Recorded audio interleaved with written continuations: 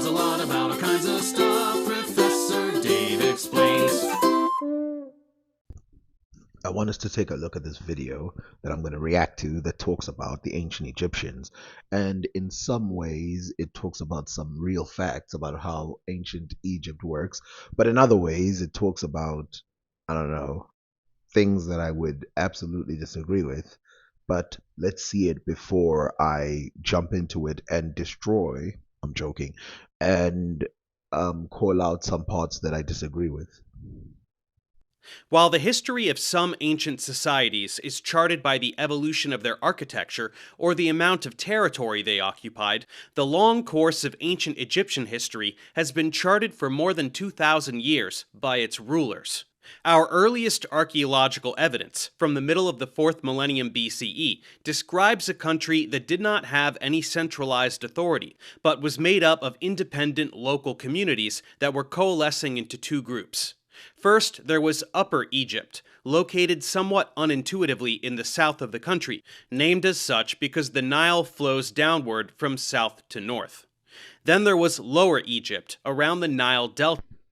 The time period he's talking about, I think, there is no sense in calling this place Egypt or Kemet or whatever word you want to call it. He's talking about several groups, which, by the way, it wasn't just up of Egypt and south of Egypt. There were people even lower than southern Egypt who contributed to the Egyptian state, as some books have clearly shown. But, that's what he's saying right now, which let's just let him expand further. But I just want to show that, like, saying southern Egypt and upper Egypt makes no sense before Egypt becomes a state. In the north. Communities in both areas developed along the banks of the river, which was the only place where the land was suitable for farming, and they depended on its annual flooding to provide enough water for a good harvest. Upper and Lower Egypt fought one another until they were unified under a single king around 3100 BCE. While it is true that at some point they fought each other and I forgot which one lost, and Narmer became the single ruler in a way. I mean, there was still part of his family who ruled as well, and then the leagues under him. So there's evidence that yes, there was a single ruler, but before that, there was a coalition, or whatever you want to call it, trade and all of that between these two. They didn't just fight. They didn't just arrive at each other and fight. There had been contact between these people. And of course, you have other places again, even as low as Sudan, who contributed to this giant trade. King, called Narmer, was the first to wear the double crown, the white crown of the south and the red crown of the north, which symbolized the unification of the two regions under a single ruler. Narmer is therefore considered the earliest king of the first dynasty.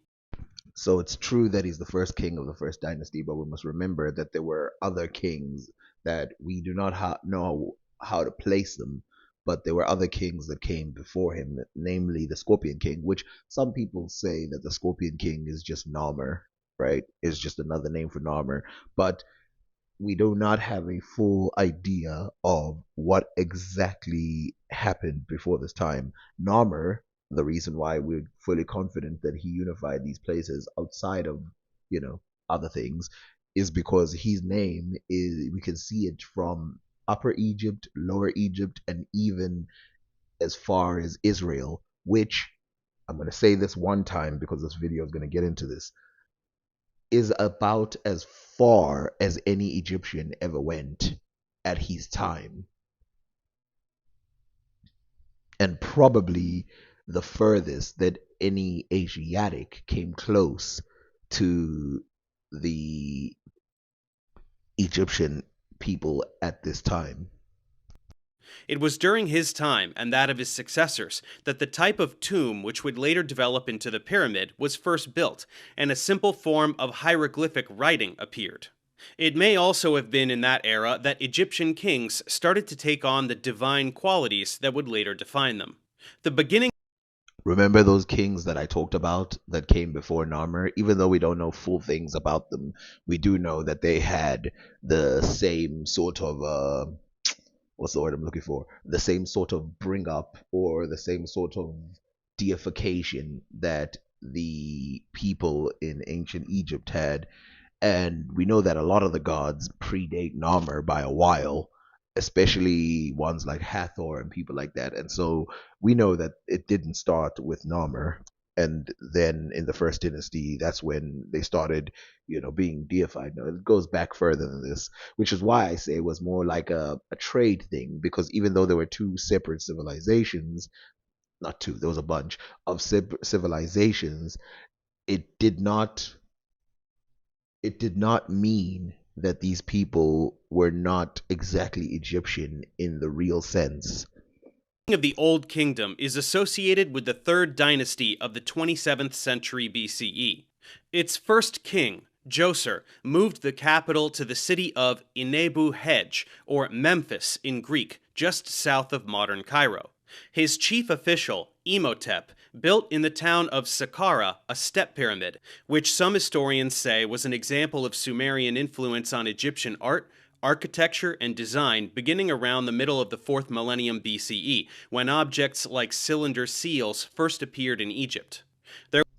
And those historians have been debunked over and over again because, of course, the step pyramid was just a continuation of something that already existed in Egypt, the mastabas, and those cylinders could have easily and probably did get passed through by trade through the areas of the Sinai area and Israel and places like that, and even through Ethiopia, because of course one of the trade routes that is thought of by historians, it hasn't been proven yet because there's no proof that the ancient Sumerians were even aware that there was a continent of Africa until a very later date. Obviously, I'm talking about at this time, is that they could have gone through the Oman region and then passed through Ethiopia and then sent it that way. This would be a completely different story because it would involve something completely different. But this is, you know, this is all speculation. And the people who say that it's like Sumerian, they're doing something called logicking your way to the right answer. You have no evidence, so you use logic, and logic only gets you so far. You can't logic your way to the right answer. It's like, because we find something earlier somewhere else, therefore it means that that thing is responsible for something that came later. And we've noticed in history over and over again that that is not always the case.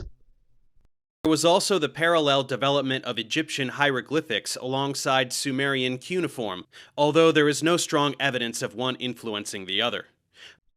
To add context to that, the cuneiform is representative of the Sumerian language, and the Sumerian language is a language isolate, meaning that it's a completely different language than ancient Egyptian, which is an Afro-Asiatic language, and clearly its origins lie somewhere in Africa.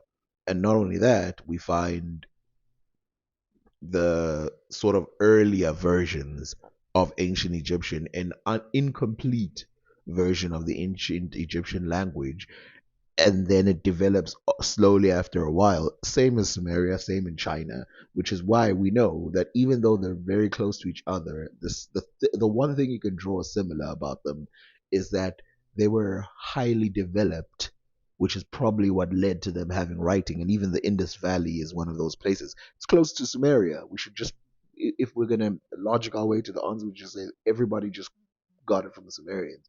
But that's not the answer that linguists like Irv Finkelstein, is it Irv Finkelstein or Irv Finkel? I forgot his name. Have come to. They've looked deep into the languages and realized that these languages have nothing to do with each other. And in fact, in their documentary, they say that the core thing about all of these languages is that they come from human beings. And so they start off in a very natural way, taking naturalistic thing. If you look at ancient Chinese, they start off with pictures of the natural world. Sumerian, pictures of the natural world.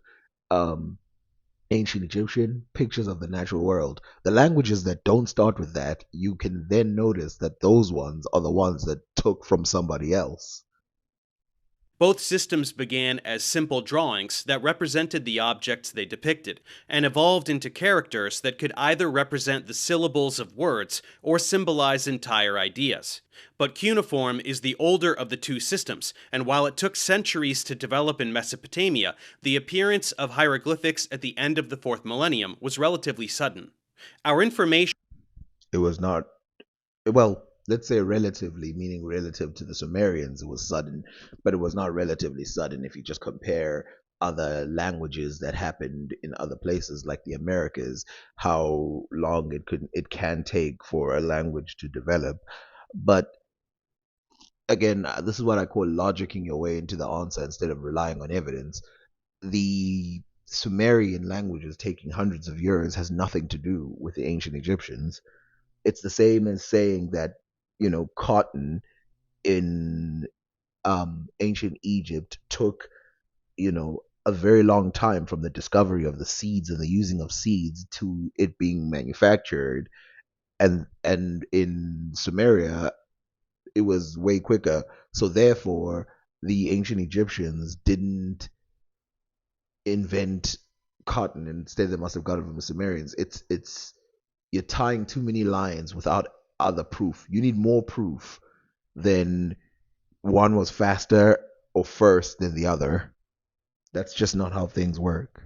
about the early kings and their activities comes from the inscriptions carved on the walls of their tombs and palaces, as there are no other written records from this period of Egyptian history. Djoser's Step Pyramid is the oldest known stone structure in Egypt, and Herein lies the problem. First of all, Djoser's Step Pyramid is not the oldest building in that time made of stone. Actually, it's, first of all, there's other stuff, but let's just go with the pyramid thing. The mastabas are from pre-dynastic Egypt. The mastabas are the first. They were made prior to these pyramids, and this is why I'm questioning the, because I've heard this argument before over and over again. It always starts like this: oh, they just stole the pyramids from Sumeria. No. And then secondly, we have mastabas that show the evolution of the pyramids one by one. I don't know. The mastabas, by the way, are not just a bunch of blocks put on top of each other. They have almost every feature that the pyramids would have later, from fake doors to opening slots, diversions, everything that the pyramids would eventually have, the mastabas have, proving that this is the exact same, even going underground. Remember that, because the pyramids do go underground and then they divert, you know, to trick and to and religious reasons. But this is how we know that the pyramids came from this history, and why it's also laughable when people say like, oh, these pyramids are not tombs. It's like, we have stuff that's prior to the pyramids that shows that this culture predates the pyramid shape. So what are you talking about? it was in the 26th century, during the 4th dynasty, that the technique of building pyramids with smooth sides was first developed. The earliest of these was built by King Snefru, followed by the 3 famous ones at Giza near Cairo that were built by his descendants, Khufu, Khafra, and Menkora. Okay, since he's just gonna move on, I want to talk about this one right here called the Bent Pyramid. And this Bent Pyramid was built at the time of Sneferu. And the important thing about it is that this pyramid-like structure had to be changed, the angle, because they mucked it up and they couldn't, fix it now because the lower part of the earth was giving, it was cracking and stuff like that. So what they had to do was switch it up and make it work in a certain way. Now you can see that the concept of the pyramid are there. But if this was some Sumerian thing, why not Why not start like the Sumerians and finish like the Sumerians?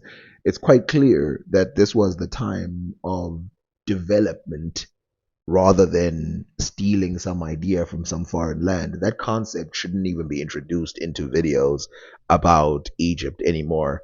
It's like saying anything really about a place that didn't have that much influence on a nation. Clearly, Egypt is very different than the Sumerian lands. One or more of these kings also built the Great Sphinx, but it is most often associated with Khafra, whose face it seems to resemble. While the pyramids were made from limestone and granite blocks carved at the site and assembled there, the Sphinx was a solid piece carved out of a section of bedrock that roughly resembled its shape. It was also Are we just gonna move on? So we're gonna say the Sumerians could have influenced Egypt and then move on. We're not gonna mention that there are two other lands that possibly, and in fact, they have some good reason to believe that they influenced Egypt. We're not gonna mention how Sudanese culture influenced Egypt. We're not gonna talk about how the Libyans influenced Egypt. We're just gonna say, it must have been the Sumerians. Very, very far away people could have influenced it. And then we're gonna go, and no one else, just the Sumerians and Egypt. That's all there is. Come on. And by the way, this is the same script you see all the time. They want to give influence to the Sumerians and ignore the Sudanese history, which is annoying as hell. also during the Fourth Dynasty that the country was divided into a number of administrative districts that the Greeks later called nomes, and military expeditions were sent to Canaan in the north, to Nubia in the south, and to Libya in the west.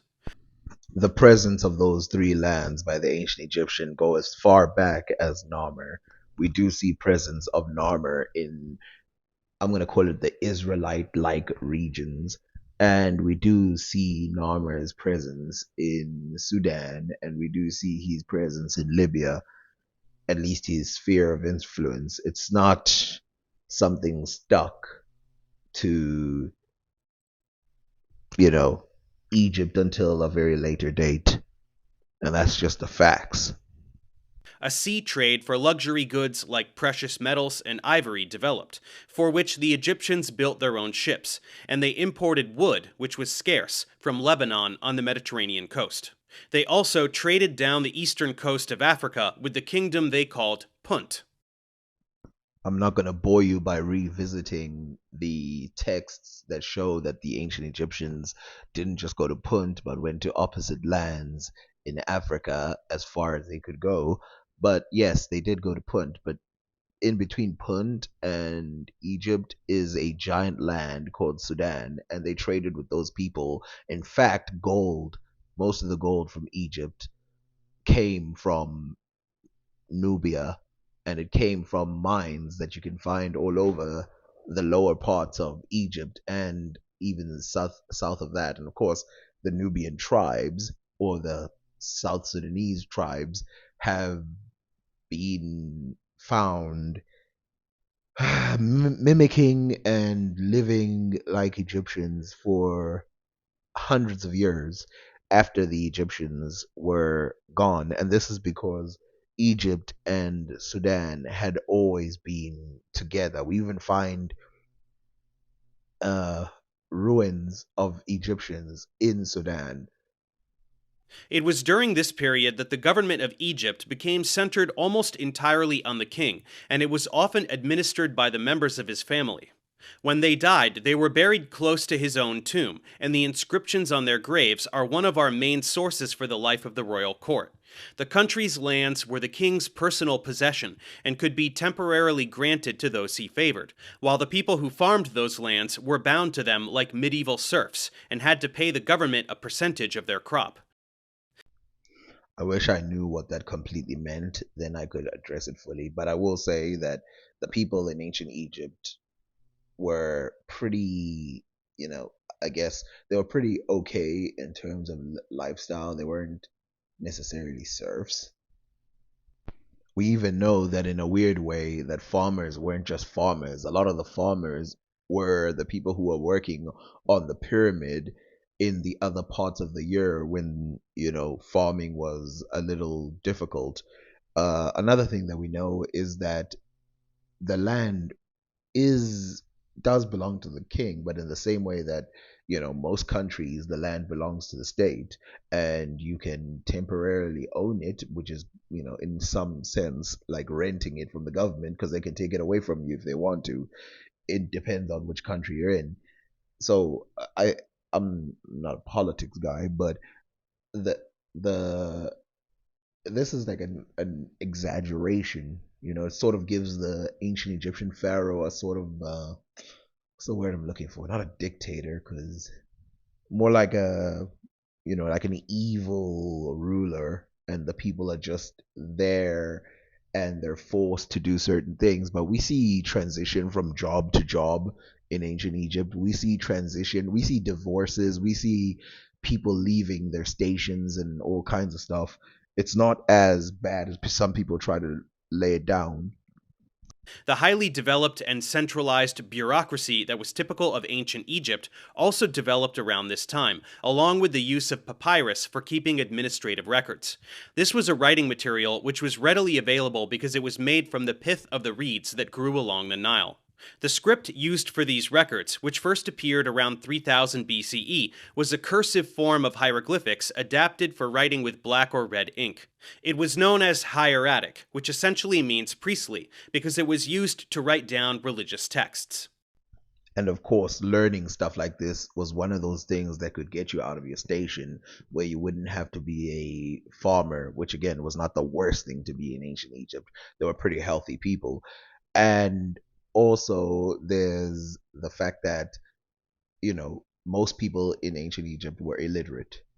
They didn't write. Now, I go against this idea that they couldn't write anything. I'm pretty sure that some of them could write something. They could see a little bit of it, just like how people today, because I know people who are illiterate, some people today who are illiterate, they at least know how to write their name. So, yeah. The divine power and authority of the king, which first appeared in the Old Kingdom, was specifically identified with the god Horus, whose symbol, the falcon, was linked with the special royal name on inscriptions. This Horus name was a title, different for each king, that was placed within a symbolic rectangle, above which perched the falcon. The king was also called a son of Ra, the god of the sun, and several of the kings of the 5th dynasty built temples for the worship of Ra. While the king was considered both a god and human, it was the case that only he could appeal directly to the gods to ensure the well-being of the people, which was tied to the flooding of the Nile. I definitely don't believe that he was the only one who was thought to be able to contact the gods directly. In fact, I think everyone had the potential to. I think that was the point of the ancient Egyptian religion. I think even stuff like animals and non-living things had direct contact with gods. So I don't know exactly what that statement means, but I think what he means is that he was like the onlooker or a guardian of the humans by the gods. But I that's just me being me. The priests who served the cults of these gods were also crucial in ensuring their benevolence, which they did by bringing offerings, burning incense, and praying to them, though they did not minister directly to the people themselves. Our knowledge of the religious ideas of this period comes from the pyramid texts that were carved on the inner walls of the tombs built in the town of Saqqara, near Memphis, starting in the 5th dynasty. They are called funerary texts because their contents, which described what would happen to the deceased after they died, were intended to accompany them, like the objects placed in the tomb, into the afterlife. From the 5th dynasty, we find more and more of the tombs of governors of nomes who were unrelated to the king and were buried in an increasingly impressive style.